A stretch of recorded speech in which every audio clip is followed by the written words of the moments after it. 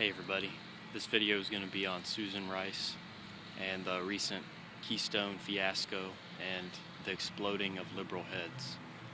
It's come to the attention of the media that Susan Rice has shares in TransCanada, which is the company that's going to build the Keystone pipeline. In all likelihood, they're going to build the northern segment. The southern segment's already done, or for the most part, it's finished. They just need the northern segment to be approved by the Obama State Department. And right now, who's in the State Department? Well, that's Hillary Clinton, but they've got this Susan Rice woman who they want to replace Hillary with. And like I said, today it's been disclosed, or a few days ago it was disclosed, that she has shares in the company that's going to build the pipeline, pending Obama's approval and her approval as head of the State Department. So it turns out that over the past 3 weeks or so, there's been a big hullabaloo about whether she should be confirmed or not. You know, it's just the typical Republican or Democratic, really. The opposing party always makes a big deal over the confirmations, and in the end, they usually happen anyway.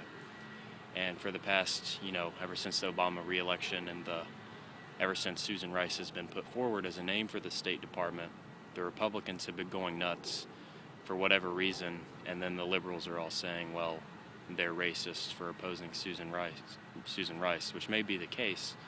I'm sure a lot of them do have some racial motivations there, but now it's done a 180, and the liberals have flipped out on their position, at least the extreme ones.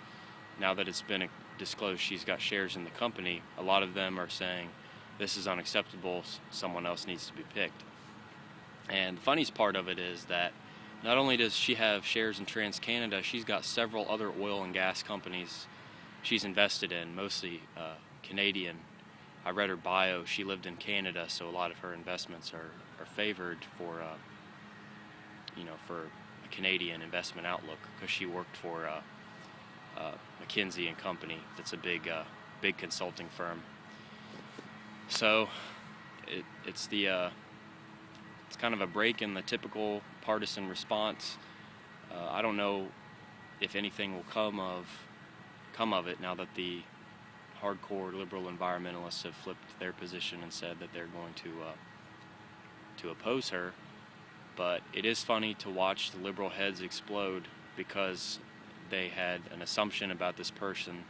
And because Obama said that she was good, they assumed she would be too. But now that they find out, with just a little bit of research, that she's not going to fight for their agenda, they flip. And remember, she's going in at state. If she's appointed State Department, the State Department isn't the EPA. The State Department knows what's going on. They're a little bit smarter than the EPA folks, and they realize that crude oil is essential, and that supplies of crude oil must be maintained, or the U.S. will collapse, at least in the short run, until some new energy infrastructure is built. It's not like she's going in for the EPA or anything. That's probably why she's not, because she's too smart for the EPA, it seems like. Also, like I said about the State Department, Hillary Clinton, when she was a part of it, what was the big thing Hillary was known for during her term? Well, the big thing she was known for was getting up on the stage and defending United States aggression in Libya. And what was all that about? Well, 2 million barrels a day of crude oil coming out of Libya.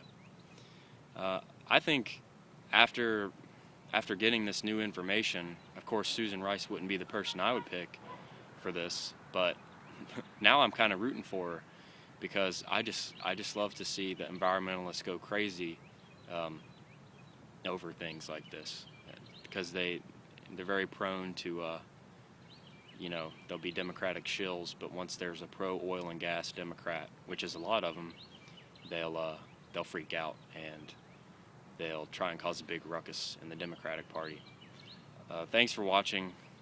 I'm looking at the developments on this, and hopefully we can get some more funny stories about Susan Rice, and maybe we'll even have a big environmentalist blow up over it if she is eventually confirmed.